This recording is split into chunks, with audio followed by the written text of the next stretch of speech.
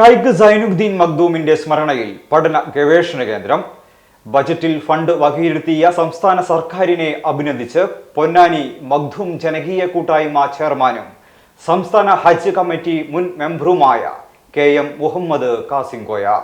ആഗോള പ്രശസ്തനായ മഹാപണ്ഡിതന്റെ പേരിൽ ഒരു കേന്ദ്രം സ്ഥാപിക്കുക എന്നത് പതിറ്റാണ്ടുകളായി കക്ഷി രാഷ്ട്രീയ ജാതിമത ചിന്തകൾക്കതീതമായി എല്ലാവരുടെയും അഭിലാഷമായിരുന്നു. വൈകിയെങ്കിലും ഒരു മഹാസംരംഭം ആരംഭിക്കുന്നതിന് തയ്യാറായ പിണറായി സർക്കാരിന്റെ മികവ് ഒരിക്കൽ കൂടി പ്രകടമാവുകയാണ്.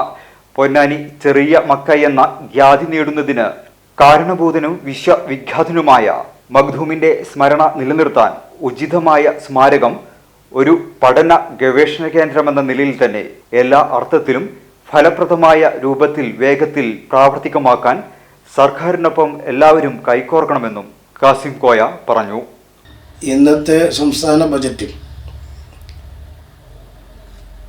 ധനകാര്യമന്ത്രി ബാലഗോപാലൻ അവതരിച്ച പൊന്നാനി സൈനുദ്ദീൻ മഖ്ദൂമിൻ്റെ സ്മാരകത്തിൽ 3 കോടി രൂപ നീക്കി വച്ചത് വളരെയധികം സന്തോഷകരമാണ്, സൗഹാർദ്ദമാണ്. ഇത് വല്ലാത്തൊരു സത്യത്തിൽ പറയുകയാണെങ്കിൽ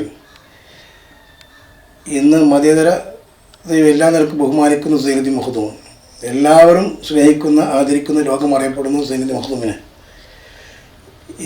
ഈ ബജറ്റ് അവതരിപ്പിച്ചതിൽ വളരെയധികം സന്തോഷകരമാണ്.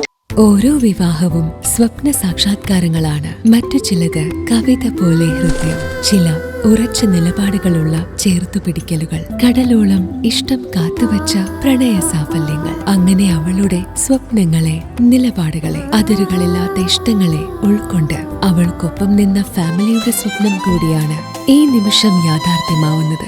എന്റെ വിവാഹം എനിക്കൊപ്പം ഫാമിലി കണ്ട സ്വപ്നം. എന്റെ ഇഷ്ടങ്ങൾ എന്റെ ഫാമിലിക്ക് അറിയാം. Family wedding centre.